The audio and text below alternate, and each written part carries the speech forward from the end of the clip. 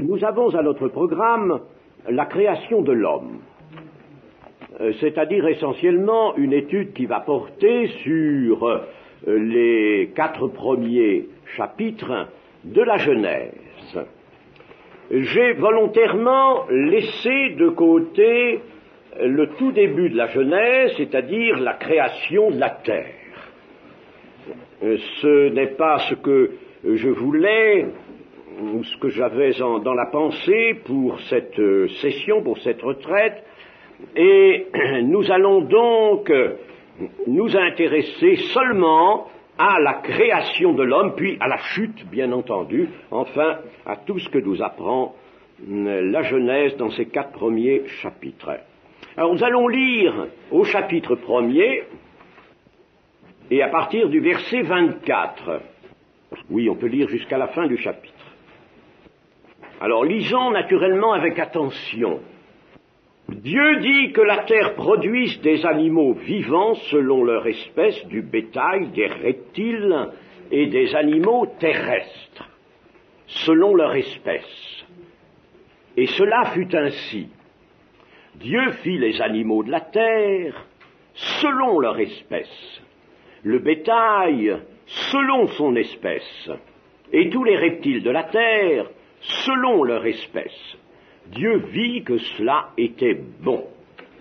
Puis Dieu dit, faisons l'homme à notre image, selon notre ressemblance, et qu'il domine sur les poissons de la mer, sur les oiseaux du ciel, et sur le bétail, sur toute la terre, et sur tous les reptiles qui rampent sur la terre.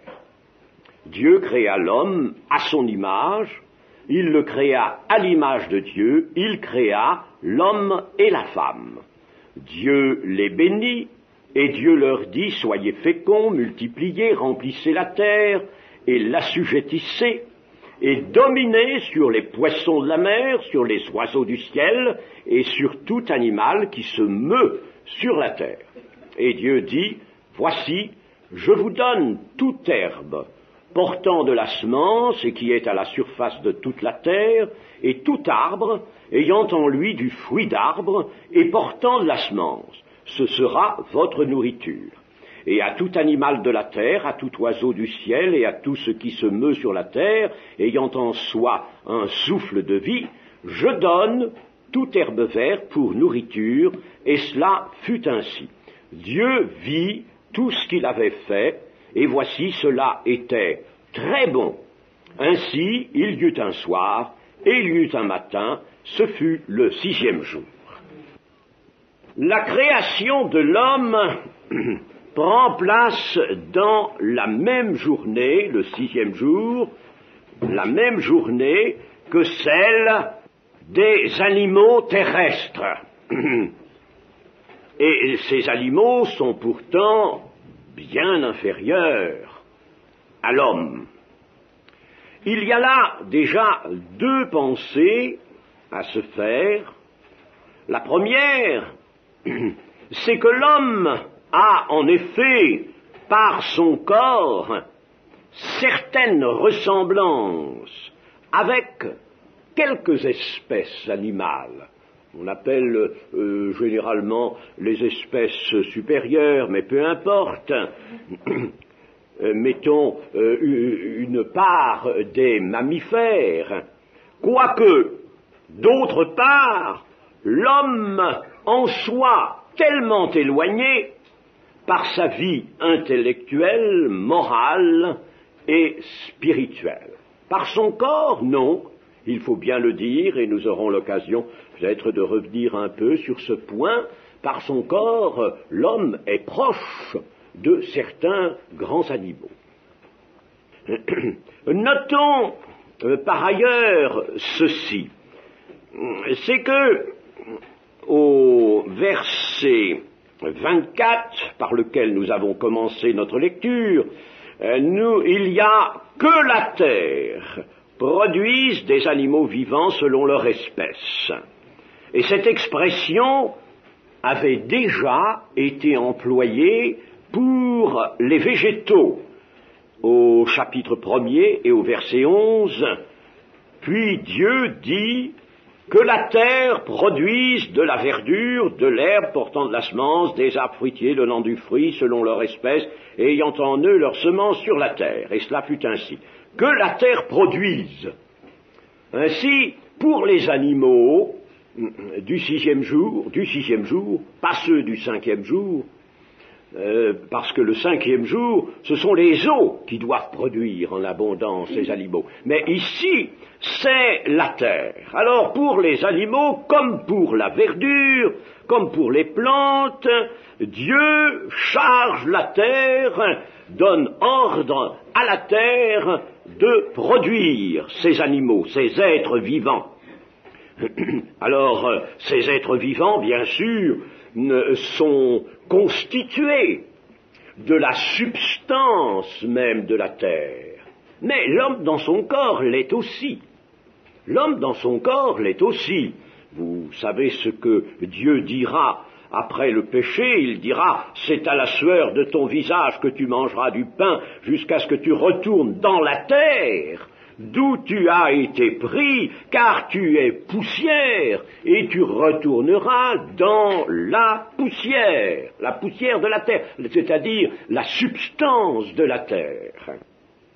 Cette expression que nous trouvons pour les plantes et les animaux terrestres, que la terre produise, nous indique que cette terre, par cet ordre, vous savez que Dieu ordonne, et la chose se fait. Quand Dieu ordonne, il envoie une puissance qui se dirige selon le dessein conçu par Dieu. Tout cela nous est dit dans d'autres textes. Et alors, cette parole vient donc en quelque sorte travailler la terre, que la terre produise. La terre, en somme, est mise en émoi, en mouvement, en mal d'enfantement.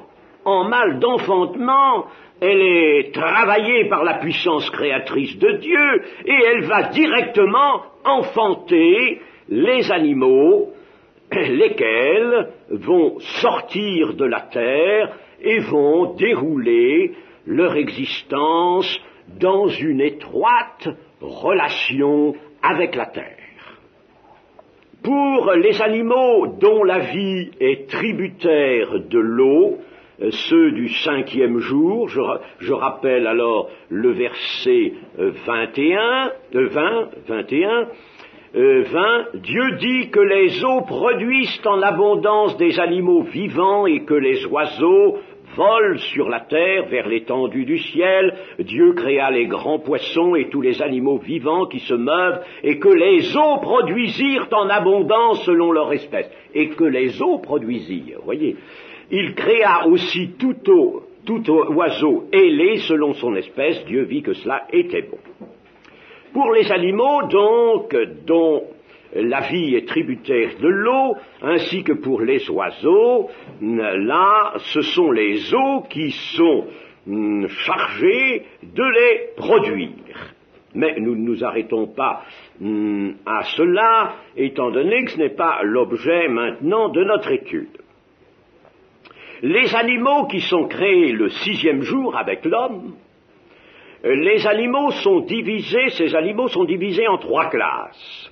Le bétail, les reptiles et les animaux terrestres. Le bétail, le mot hébreu qui est ainsi traduit évoque le mutisme. Ce serait en quelque sorte, si vous voulez, les muets, les êtres muets, le mutisme. Ce sont là les animaux qui vivent avec l'homme, qui vont être utiles à l'homme, ils vont servir à l'homme, c'est pourquoi on a traduit par bétail, ils vont servir à l'homme, mais ils diffèrent de lui essentiellement par l'absence de la parole. Ils sont muets, ils n'ont pas la parole. Bien sûr, il y a d'autres caractères, mais l'Écriture ne fait pas apparaître toutes les différences cela est assez fréquent dans la Bible. Une différence souvent est prise elle seule et les autres sont laissés de côté ou laissés à d'autres textes. Donc ici, une différence essentielle, c'est que ces êtres vivants, ces animaux, vont être près de l'homme, vont lui servir, mais ils sont muets, ils n'ont pas la parole. Et puis, les reptiles, alors les reptiles, ils n'étaient pas ce que nous les connaissons maintenant, puisque dans le récit de la chute, nous verrons qu'il y a un changement qui intervient chez le serpent. Mais enfin, ce sont des animaux qui rampent, nous est-il dit, mais le mot ramper, le mot reptile, ne veut pas dire nécessairement marcher sur son ventre, mais marcher, si vous voulez, comme vous voyez que marchent les animaux à pattes très courtes, n'est-ce pas? Les petits lézards, par exemple, que l'on trouve ici, là, nous sont familiers, ils ont des pattes très courtes, mais ils courent bien, ils courent très bien, et leur marche est une marche de reptile, une reptation. Et puis enfin, le troisième groupe, c'est celui des animaux terrestres, c'est-à-dire des animaux de vie libre de l'homme. C'est-à-dire des animaux qui, contrairement au bétail, ne vont pas être là auprès de l'homme pour contribuer à ses travaux ou à son existence. Ce sont des animaux qui sont chargés de peupler la terre et de contribuer à l'occupation de la terre. Bien entendu, à ce moment-là, avant la chute, il n'y avait pas d'animaux sauvages, comme nous disons maintenant. Rappelons-nous ce que l'Écriture, Ésaïe, le prophète Ésaïe, nous dit de la nouvelle création. Il nous montre que le lion mangera de la paille comme le veau et qu'il ne se fera aucun mal sur toute la terre, sur toute la montagne sainte de Dieu. Et par conséquent, il en était ainsi. Il en était ainsi avant la chute. N'oublions pas aussi Romains 8, ce passage où l'apôtre Paul nous montre que un processus de vanité, c'est-à-dire de destruction, d'altération, de corruption, est venu de l'homme et a gagné toute la création. Toute la création supporte ce processus de vanité qui est venu de la chute de l'homme. Alors, donc, avant la chute, il n'y avait pas d'animaux proprement sauvages, mais ces animaux, le lion par exemple, je suppose la panthère ou autres animaux redoutables aujourd'hui, étaient des animaux très doux. Et si nous étions encore en ce temps d'avant la chute, eh bien nous sortirions là sur le devant de la maison de Père Guillot et nous aurions quelques petites panthères qui viendraient jouer avec nous. Et cela serait très bien. Mais bien sûr, ces animaux avaient un rôle. Ils avaient un rôle, celui d'occuper la terre. Il fallait que la terre fût occupée. Et vous savez qu'ils vont se développer très vite, trop vite même, puisque à un moment, lors de la conquête de Canaan, Dieu sera amené à ralentir la conquête de façon à ne pas chasser les peuples cananéens trop vite, car ces peuples contiennent les bêtes qui alors sont devenues sauvages et qui ont proliféré sur toute la terre. Et voici qu'au cours de cette même 6e journée, c'est-à-dire du même ensemble des actes créateurs, les journées sur lesquelles nous n'irons pas discuter parce qu'il y a des avis dans un sens, des avis dans l'autre, et Les uns disent Yom, le jour, c'est un jour de 24 heures. D'autres disent, mais non, voyons, ce sont les grandes périodes géologiques dont nous parle la science. Mais à étudier le texte, on ne peut absolument pas se prononcer. Les uns se sont prononcés dans un sens, les autres dans l'autre, mais je connais de grands hébraïsants qui ont été obligés d'admettre que le terme Yom, jour, ne peut pas signifier des grandes périodes. Et c'est bien mon avis aussi. Seulement, je vais vous dire ceci. Oui, parce que, n'est-ce pas, ces grandes périodes géologiques, je pense que vous voyez ce que c'est.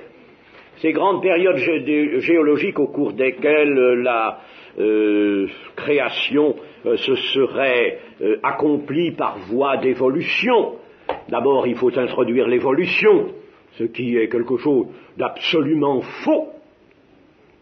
Eh bien, il y a ceci, n'est-ce pas, c'est que nous faisons une concession à la science de l'homme. Et vous savez, ne faisons pas trop vite ces concessions. On les a fait très vite au XIXe siècle parce qu'on a eu peur. Il y avait une montée de la science, un envol de la science, les connaissances s'accumulaient, la recherche était féconde à cette époque, et alors on a eu peur, on a tremblé pour le texte biblique. Mais non, ne faisons pas de concessions à la science, et restons sur ce que nous dit la création, la Genèse, de tout sens. Pensons à ceci, c'est que l'acte créateur de Dieu n'est pas consommateur de temps. Il ne s'inscrit pas dans l'échelle des temps, il ne s'inscrit pas dans un calendrier tel que le nôtre. C'est pourquoi les jours qui sont là, les jours de la Genèse, sont des jours que Dieu détient. Il y eut un soir, il y eut un matin. Quel espacement entre ce soir et ce matin, la Genèse ne le dit pas et n'a pas à le dire.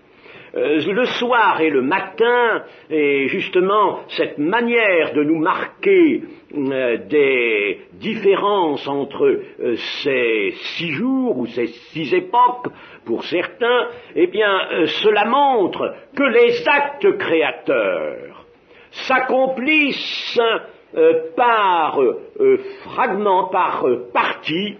Au premier jour, la lumière, que la lumière soit et la lumière fut. Voilà pour un premier jour. Et puis ensuite, n'est-ce pas, les autres actes créateurs. Les actes créateurs sont des actes de Dieu. N'oublions pas que Dieu est en dehors du temps, n'est pas assujetti au temps.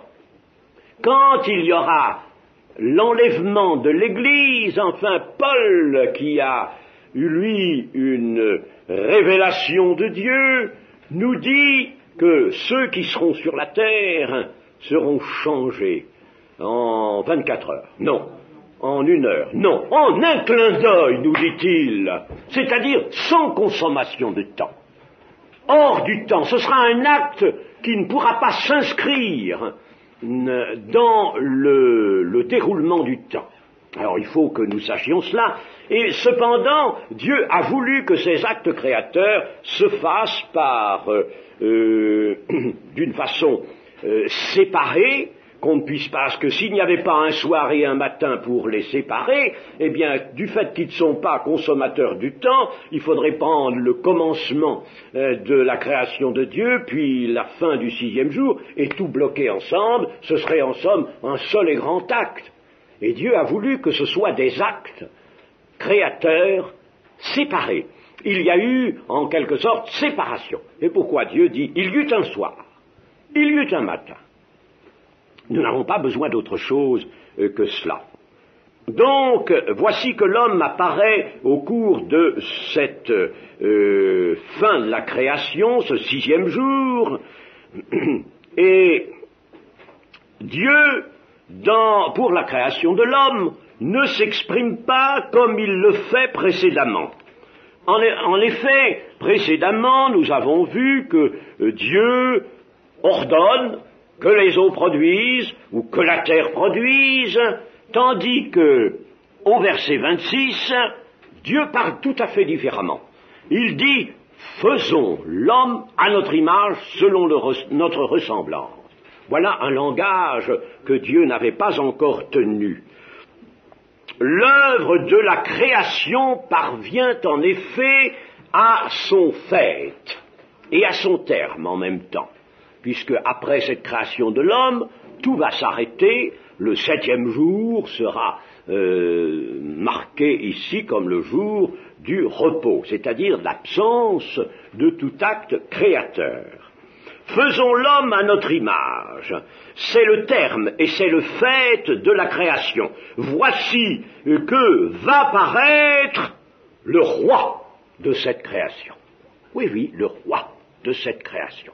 Car le psaume 8 nous montre bien qu'il a été couronné de gloire. Et ça n'est pas un excès de langage que de dire « voici le roi de la création », d'autant plus qu'il a domination sur la création déjà faite.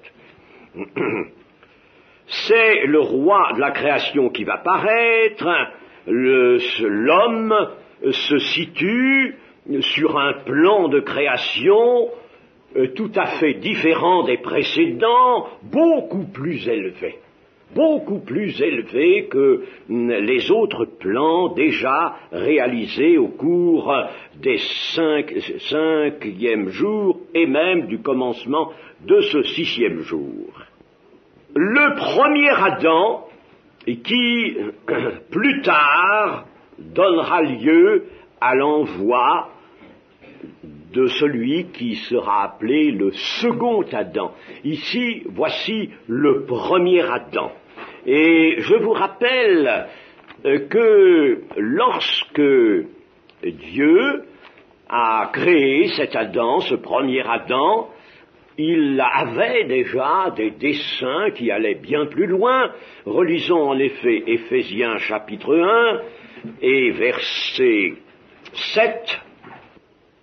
En lui, nous avons la rédemption par son sang, la rémission des péchés selon la richesse de sa grâce, que Dieu a répandue abondamment sur nous par toute espèce de sagesse et d'intelligence, nous faisant connaître le mystère de sa volonté, selon le bienveillant dessein qu'il avait formé en lui-même, pour le mettre à exécution lorsque les temps seraient accomplis, de réunir toutes choses en Christ, celles qui sont dans les cieux et celles qui sont sur la terre.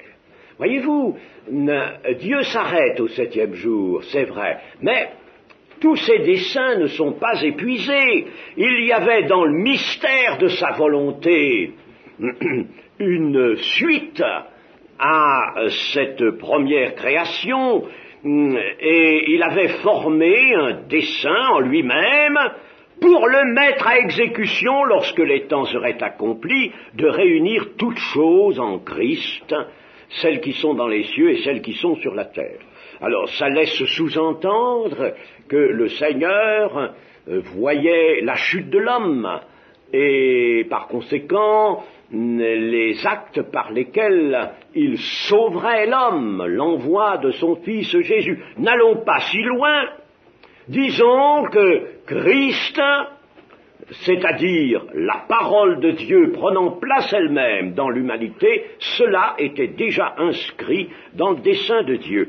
Voyons aussi dans les Éphésiens au chapitre 3 et au verset 10, au verset 9, et de mettre en lumière quelle est la dispensation du mystère caché de tout temps en Dieu qui a créé toutes choses, afin que les dominations et les autorités dans les lieux célestes connaissent aujourd'hui par l'Église la sagesse infiniment variée de Dieu, selon le dessein éternel qu'il a mis à exécution par Jésus-Christ notre Seigneur, en qui nous avons par la foi en lui la liberté de nous approcher de Dieu avec confiance. Vous voyez, il y avait un dessein éternel qu'il a mis à exécution par Jésus-Christ. Mais nous-mêmes avons été élus dès avant la fondation du monde.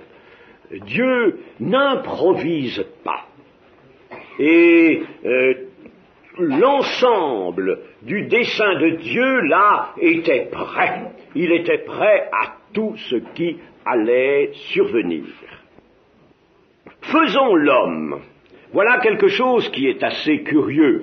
Faisons l'homme à notre image, selon notre ressemblance. Pourquoi, en somme, ce pluriel? Pourquoi, puisqu'il est parlé de Dieu, Dieu dit, n'est-ce pas? Dieu dit, il y a plusieurs fois Dieu dit dans le commencement du chapitre, et alors pourquoi ici faisons? Pourquoi n'est-il pas dit je vais faire, Dieu résolu de faire l'homme à son image? Pourquoi ce pluriel? Certains ont voulu le justifier en disant que c'était un pluriel de majesté, c'est-à-dire ce pluriel qu'emploient les souverains, les rois par exemple, qui ils ne disent jamais moi, n'est-ce pas, ou ma, ou mon, ils disent notre, nous avons résolu, nous, voyez, ils parlent d'eux-mêmes au pluriel. C'est un pluriel qu'on appelle de majesté. Mais cette explication est absolument sans valeur, parce que ce langage d'un pluriel de majesté est absolument ignoré de l'Écriture. Et même le Pharaon, quand il parle, il ne l'utilise pas. L'Écriture, par conséquent, ne connaît pas ça. Ça, c'est quelque chose de plus récent, si vous voulez, que tous les événements que nous rapporte l'Écriture. Alors, il faut évidemment se rapporter à un terme qui désigne Dieu, et ce terme, c'est Elohim. Elohim qui est le pluriel d'un autre mot hébreu, le mot Eloah. Elohim est donc un pluriel. Alors, ce mot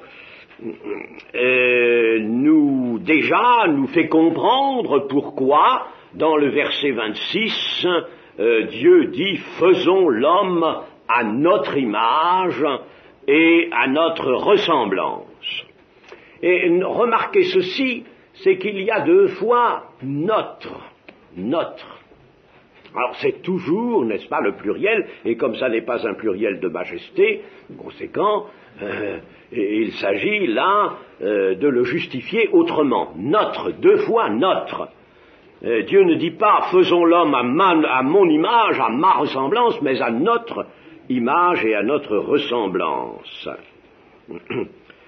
Eh bien, le pluriel, ce pluriel que nous trouvons dans cet impératif faisons, et que nous trouvons dans le mot Elohim aussi, ce pluriel réunit l'éternel Dieu, que nous appelons, nous maintenant, Dieu le Père, et celui qui participe à ses œuvres, l'ange de l'Éternel. Et rien ne s'oppose, bien au contraire, à ce que nous voyons aussi l'Esprit du Père et l'Esprit du Fils, c'est-à-dire l'Esprit Saint, et par conséquent les trois personnes de la Trinité. J'ai, seulement malheureusement, on fait quelquefois des oublis, et j'ai un petit livre dont j'aurais pu vous lire quelques petits passages et que j'ai oublié, un petit livre chez moi qui a été rédigé par un Hébreu, par un Israélite, qui est un homme de science et qui est aussi un chrétien, un juif. Il est lecteur d'hébreu à l'université d'Oxford. C'est pas n'importe qui, il lit l'hébreu avec toute la prononciation, bien sûr, qu'il faut. Par conséquent, c'est un homme qui est lettré, et c'est un homme qui connaît, bien entendu, très bien, c'est un hébraïsant et c'est un bibliciste, il connaît très bien la Bible, et en plus, il est chrétien. Il ne l'avoue pas parce qu'il s'adresse à des juifs, mais ça se sent, on le voit bien. Et il a traité avec, en se servant des mots hébreux de la Bible, en se servant de certaines autres choses, aussi certains autres documents, il a traité la question de la Trinité. Et sans se servir du Nouveau Testament, puisqu'il s'adresse à des Juifs. Et il montre, mais le petit livre est assez difficile à consulter parce qu'il y a beaucoup d'hébreu dedans. Et alors il montre que la notion d'un Dieu en 3 personnes était déjà acquise autrefois par le peuple juif. Elle a été perdue au cours des âges, et on ne la retrouve plus en Israël du temps de Jésus, mais elle a existé. Et il y a un certain Joachim, un rabbin, un maître, qui est cité dans ce petit livre, et qui est cité aussi dans un commentaire, un très bon commentaire de la Bible, le Matthews, un commentaire en 6 volumes, 6 gros volumes comme des dictionnaires, en anglais bien sûr, et il est cité là aussi, et ce Joachim dit à peu près ceci: dans le pluriel Elohim, il n'y a pas un nombre indéterminé d'éléments, c'est un pluriel, bon, mais il y a plusieurs éléments, mais pas un nombre indéterminé, il y en a 3. C'est un pluriel qui ne dépasse pas 3. Il y a en effet 3 éléments dans le terme Elohim. Ces 3 éléments forment un tout. Cependant, on peut les considérer d'une façon distincte l'un après l'autre, mais ils forment une grande unité. Et alors, il y a dans des documents juifs, je vous dis, et en sachant chercher dans l'Ancien Testament, il y a des preuves de ce que la notion de la Trinité était déjà acquise. Alors, ne nous laissons pas détourner de cela. Vous voyez, n'est-ce pas, que dès le commencement, Dieu s'est défini lui-même comme ce Dieu en 3 personnes. Le pluriel Elohim, en effet, réunit l'éternel Dieu, avons-nous dit, le Père, le Fils et le Saint-Esprit. Le Fils est l'ange de l'Éternel. Il est appelé dans différents passages de l'Ancien Testament l'ange de l'Éternel.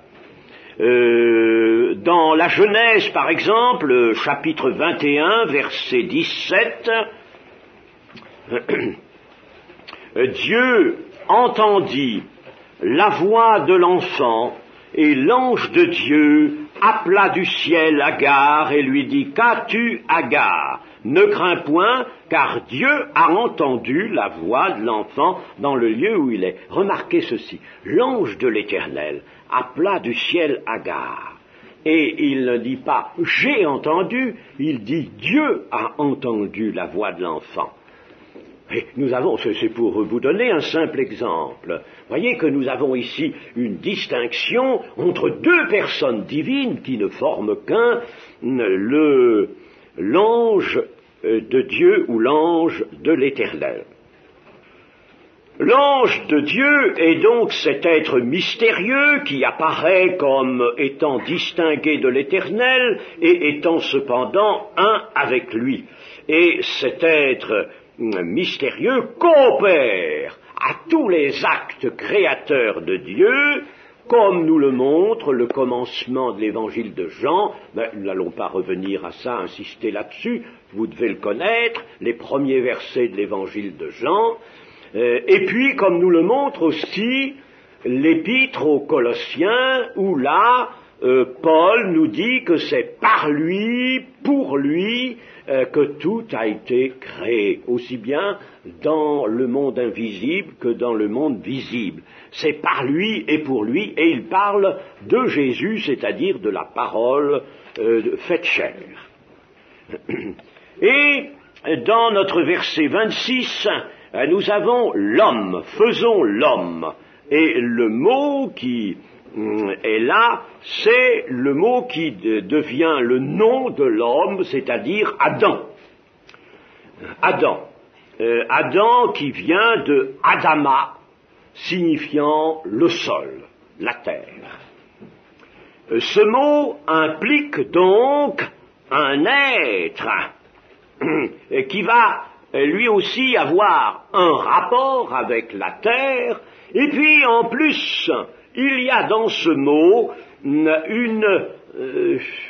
en quelque sorte, une réunion d'une foule d'êtres qui vont constituer sa descendance. Il y a l'homme, et l'homme est vu avec toute une descendance à sa suite. L'homme n'est pas vu comme un simple individu isolé, mais comme un individu qui va être beaucoup, qui va être une foule, qui va être plusieurs. Et enfin, nous arrivons à ces deux termes excessivement intéressants, faisons l'homme à notre image, selon notre ressemblance.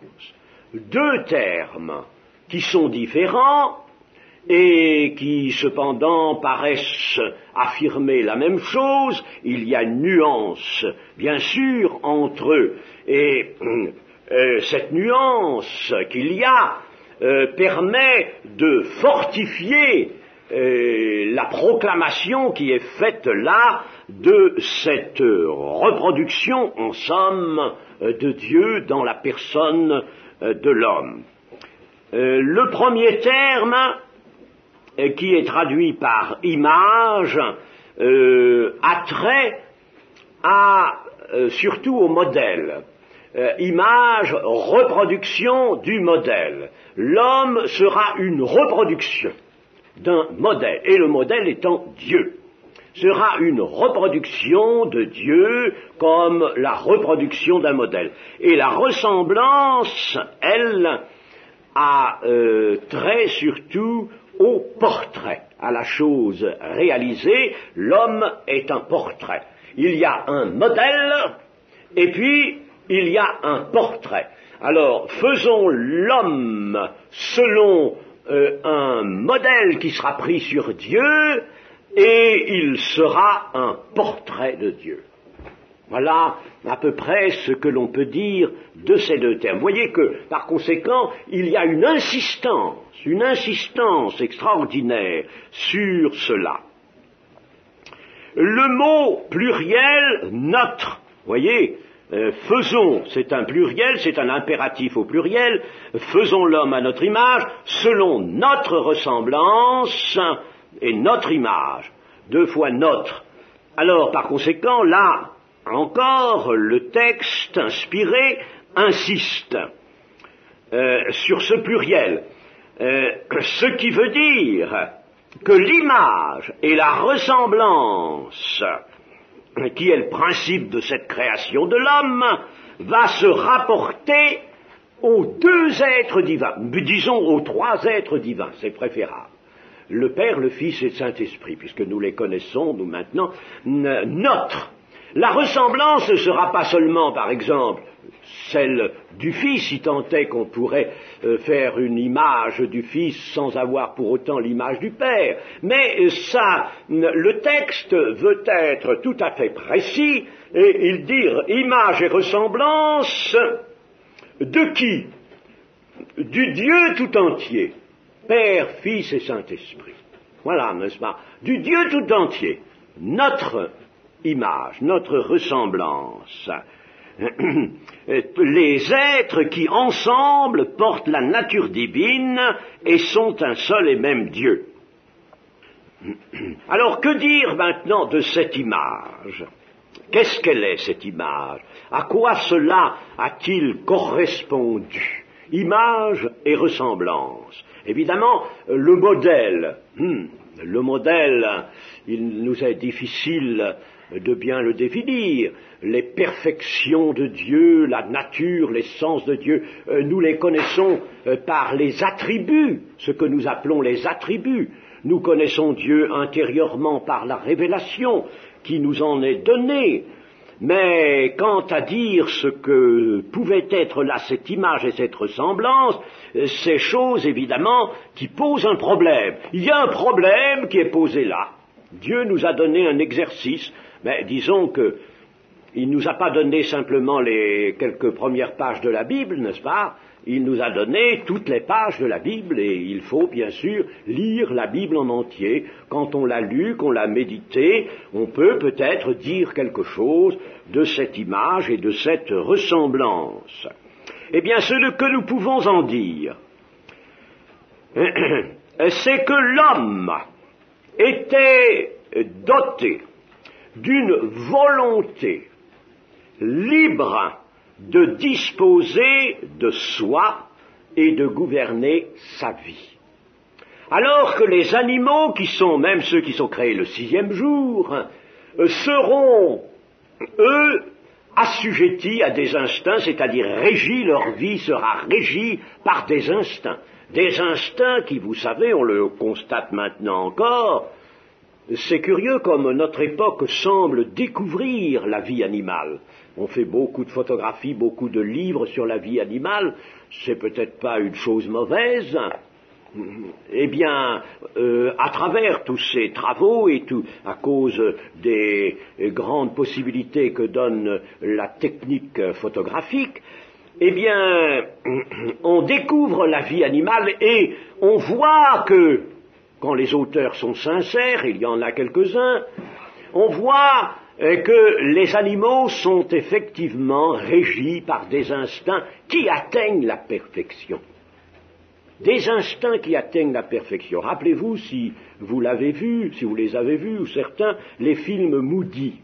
Moody, dans certains de ses films, a montré les instincts animaux et véritablement cette perfection à laquelle ces instincts portent les actions animales. C'est curieux, les actions animales parviennent à la perfection à cause de ces instincts, alors que les actions de l'homme n'y parviennent pas. C'est pourquoi, dans le livre des Proverbes notamment, Dieu nous dira, tu ne pourrais pas considérer un petit peu la fourmi, et puis regarder la fourmi, tu y trouverais peut-être un exemple de sagesse que tu n'as pas, toi. Voyez-vous, eh bien, il est vrai que les animaux sont régis par des instincts. Ils n'ont pas le libre gouvernement de leur vie. Tandis que l'homme, lui, est doté de cela. Et avec l'intelligence et la sagesse toute divine, une sagesse qui, bien entendu, sait et peut s'orienter, peut faire les choix utiles et bons, peut adopter d'emblée les comportements heureux, les mêmes comportements que ceux de Dieu. Alors, avec cette intelligence et cette sagesse, l'homme apparaissait effectivement dans une ressemblance à Dieu. En somme, cette intelligence que Dieu a placée en lui conférait un sens moral parfait qui ne se trompait jamais. Qui ne se trompait jamais. Le péché est souvent le produit de l'aveuglement. Il y a la tentation qui est là, mais laissez la tentation, même si la tentation ne s'exerçait pas, l'homme qui est dans l'aveuglement ne sait plus conduire sa vie et va commettre des choses qui lui sont contraires et qui sont contraires au bien. Tandis que là, ça n'était pas possible. le bien absolu existe. Et j'aurai l'occasion, dans une courte étude que nous avons à notre programme sur la science et la foi, j'aurai l'occasion de vous montrer cela. Le bien absolu existe. On ne peut pas le nier. Et c'est en voulant le nier aujourd'hui que nos philosophes s'égarent tant. Ce bien existe, et l'homme en recevait, lors de sa création, le sens élevé, le sens élevé qu'a Dieu lui-même. Le sens du bien, l'homme l'avait. Dieu le mettait dans l'homme. Il connaissait le bien, il ne connaissait pas le mal. Il pouvait faire le bien, il ne pouvait pas faire le mal. Comme Dieu lui-même ne peut pas faire le mal et ne fait pas le mal. C'est ensuite quand l'homme voudra acquérir la connaissance du bien et du mal, et connaissance ça veut dire aussi pratique, il veut pouvoir, lui, choisir entre le bien et le mal, et au besoin pratiquer autant le mal que le bien. C'est là que l'homme s'égarera, mais avant cela, s'il s'était tenu à la parole de Dieu, il ne pouvait pas faire autre chose que le bien, comme Dieu.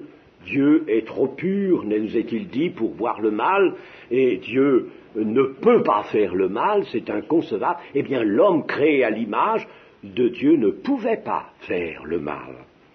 Il faisait par conséquent le bien sans effort, sans se contraindre, comme aujourd'hui il faut le faire. Quand on veut faire quelque chose de bien, on est attiré peut-être par une autre voie, et il y a des luttes.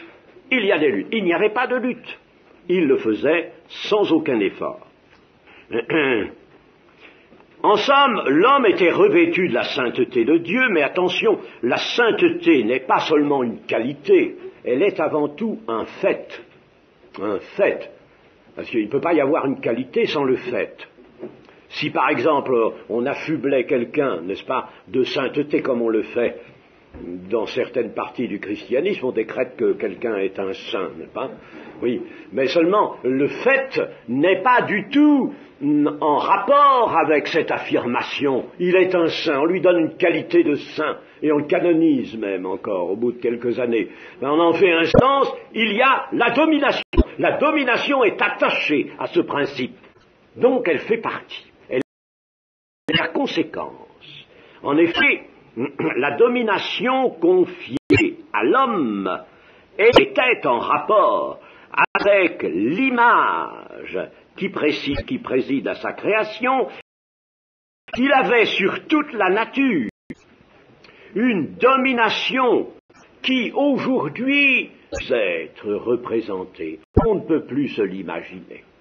Vous ne pouvez plus savoir. C'est pas la peine de chercher, il y en a qui ont voulu discourir, et vous savez, ceux qui font de la théologie font en réalité des prouesses par lesquelles ils veulent surtout se glorifier, mais ils ne découvrent rien, au contraire, ils obscurcissent tout. On ne peut pas se représenter ça, parce que nous connaissons trop, nous nous connaissons nous-mêmes tels que nous sommes, nous voyons ce monde entaché de souillures, de péché, ce monde où il n'y a plus un grain de sainteté. Nous ne pouvons pas, nous, une nation qui a disparu, bien sûr. La domination que l'homme aujourd'hui exerce sur des animaux, sur la nature, est une domination de violence, mais n'est pas la domination dont il est parlé ici. Le psaume 8 nous dit bien que l'homme avait été couronné de gloire et que Dieu avait tout mis sous ses pieds. Il avait mis sous ses pieds, le psaume 8 le rappelle. En somme, dans la pleine possession de sa personnalité faite à la ressemblance de Dieu, l'homme rayonnait un pouvoir qui lui avait tous les êtres vivants, particulièrement la création du 5e et du 6e jour. Dans cette personnalité, du fait même de cette personnalité qui reflétait Dieu, de cette personnalité, la représentation représentation très exacte de Dieu, eh bien l'homme avait un pouvoir. Il n'avait pas besoin d'aller le chercher, il avait un pouvoir sur la création, et la création était soumise à l'homme. La création de toute la terre, sur toute la terre. Si les choses avaient continué ainsi, les amis, et sur tous les reptiles qui rampent sur la terre. Nous voyons que, aussitôt après cette proclamation du principe de création de l'homme, image et ressemblance, il y a la domination. La domination est attachée à ce principe. Donc elle fait partie. Elle est la conséquence. En effet, la domination confiée à l'homme était en rapport avec l'image qui préside à sa création. Il avait sur toute la nature une domination qui aujourd'hui ne peut plus être représentée. On ne peut plus se l'imaginer. Vous ne pouvez plus savoir. C'est pas la peine de chercher. Il y en a qui ont voulu discourir. Et vous savez, ceux qui font de la théologie comme ça font en réalité des prouesses par lesquelles ils veulent surtout se glorifier, mais ils ne découvrent rien, au contraire, ils obscurcissent tout. On ne peut pas se représenter ça, parce que nous connaissons trop notre monde tel qu'il est. Nous nous connaissons nous-mêmes tels que nous sommes. Nous voyons ce monde entaché de souillure, de péché, ce monde où il n'y a plus un grain de sainteté.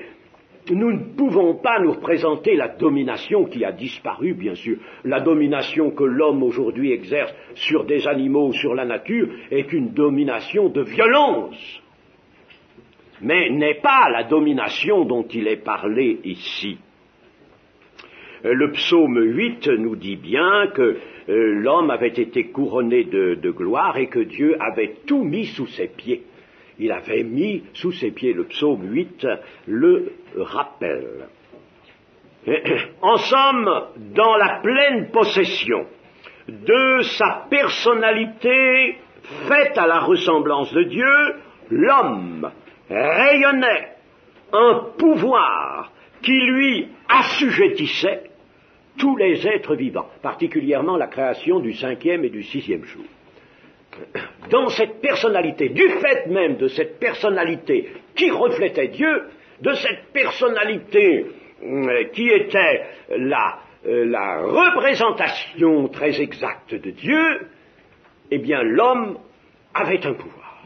Il n'avait pas besoin d'aller le chercher, il avait un pouvoir qui rayonnait sur la création, et la création était soumise à l'homme. La création de toute la terre, sur toute la terre. Si les choses avaient continué ainsi, les amis, la terre aurait été ce paradis. Elle était déjà le paradis, n'est-ce pas, dans le jardin d'Éden, mais elle aurait été dans son ensemble ce paradis merveilleux que nous ne pouvons plus aujourd'hui imaginer. Et puis, voyons encore le verset 27, et nous terminerons cet après-midi sur ce verset.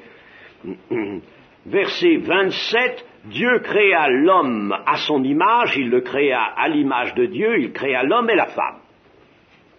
Alors, si vous avez bien remarqué, il y a quelque chose de très particulier là. Quelque chose de très particulier dans ce verset qui est court. Eh bien, c'est qu'il y a 3 fois le verbe créer. 3 fois. Ça, vous ne rencontrez pas ailleurs. Dieu créa l'homme à son image. Il le créa à l'image de Dieu. Il créa l'homme et la femme. Bara, le verbe bara, et c'est un verbe très fort. Alors, avec ça, rien qu'avec ce verset-là, on peut dire à tous les évolutionnistes, tous les transformistes de la Terre, écoutez, allez-vous-en chanter ça à qui vous voudrez, n'est-ce pas, mais ne venez pas nous rompre la tête avec votre évolution, parce qu'elle est fausse. Aujourd'hui, il y a quelques livres qui ont paru dans la librairie évangélique, et particulièrement chez JVB, Jésus vient bientôt, c'est le titre d'une librairie que monsieur Bolzer est chargé de tenir dans les environs de Paris. Et il y a plusieurs petits livres qui, certains ont été imprimés en français en Amérique. J'en ai acheté 2 ou 3. Il y en a un qui est plutôt amusant, très amusant, humoristique. Les dessins, il y a des dessins humoristiques aussi, mais enfin il n'est pas faux. Il est là pour ceux qui ne sont pas très familiarisés avec les notions de science. Alors il leur montre d'une façon toute enfantine, toute simple, que l'évolution est une sottise énorme, un mensonge, on ne peut plus terrible. Alors donc il y a 3 fois le mot bara. Dieu fait venir à l'existence l'homme comme un être vivant et libre qui doit lui être proche, très proche, à son image, à sa ressemblance. Et il le fait venir comment? Par création, 3 fois. Et même si nous allons regarder les temps de ce verbe bara dans l'hébreu, nous verrons à peu près ceci. Dieu créa l'homme à son image, il le créa à l'image de Dieu. Il a créé l'homme et la femme. Ce qui montre qu'il créa, il le fit, et il a créé pour que ce soit pour toujours, que ce soit permanent. Eh bien, là, nous pouvons dire que véritablement, c'est une action supérieure de Dieu. C'est une réalisation sans précédent. Il a créé 3 fois dans le même verset. C'est une action sans précédent. C'est un acte d'une grandeur exceptionnelle. Voici, nous dit l'Écriture, voici l'être capable de représenter l'auteur merveilleux de toute la création, celui qui existe de toute éternité, celui par qui tout est, rien ne peut être sans lui. Eh bien, voici l'être qui va le représenter. Voici l'être supérieur, l'homme qui va connaître sa pensée, qui va pouvoir lui parler librement, qui va pouvoir réaliser les desseins de Dieu avec amour, étant lui-même capable d'exercer la puissance de Dieu sur la création qui lui est soumise. C'était quelque chose de magnifique, n'est-ce pas? Vous voyez, il faut absolument que, malgré sa sobriété, ce texte nous montre tout cela. Il ne s'agit pas de lire comme ça en courant, oui, Dieu créa l'homme à son image, il créa l'image de Dieu, il créa l'homme et la femme, et puis on passe, on court, et puis on ne réfléchit pas, et on ne recueille rien du tout. Il faut savoir donc que c'est là cette réalisation d'une grandeur inégalée. Alors voilà le sommet auquel l'homme est placé, et l'on peut bien parler en effet de chute. Ce sera une chute terrible que nous aurons à étudier dans la suite de cette étude. Que le Seigneur nous bénisse. Amen.